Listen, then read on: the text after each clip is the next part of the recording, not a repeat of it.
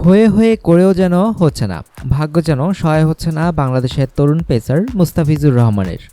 প্রথমবারের মতো আইপিএল খেলছেন, সানরাইজার্স হায়দ্রাবাদের হয়ে মাঠ মাতাচ্ছেন তিনি। আর আইপিএলের অভিষেক আসরেই বোলিংয়ে শীর্ষে উঠে আসার সুযোগ চলে এসেছে মুস্তাফিজের সামনে, কিন্তু সেই সুযোগটা বাস্তবায়ন হচ্ছে না। কখনো হয়তো ফিল্ডারদের ক্যাচ মিসের কারণে, আবার হয়তো আম্পায়ারদের ভুল সিদ্ধান্তের কারণে। ১৪ ম্যাচে ১৬ উইকেট নিয়ে সর্বোচ্চ উইকেট শিকারীর তালিকায় এখন মুস্তাফিজের অবস্থান চতুর্থ। সতীর্থরা ক্যাচ মিস না করলে হয়তো শীর্ষস্থানে মুস্তাফিজের নামেই দেখা যেত, তবে এখন শীর্ষে ওঠার সুযোগ শেষ হয়ে যায়নি। রোববার কলকাতার বিপক্ষে ম্যাচে ১ উইকেট পেয়েছেন মুস্তাফিজ, তবে বেশ কিছু সুযোগ সৃষ্টি হয়েছিল তার বলে, যদিও সেগুলো একটু কঠিন ছিল। তবে ক্রিকেটে অবশ্যই হাফ চান্সকে ফুল চান্সে পরিণত করতে হবে, তাহলেই কেবল প্রতিপক্ষকে পরাজিত করা সম্ভব।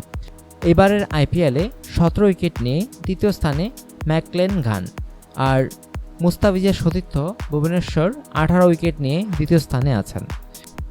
১৯ উইকেট নিয়ে চাহাল শীর্ষে চলে এসেছেন, তিনি ম্যাচ খেলেছেন ১১টি।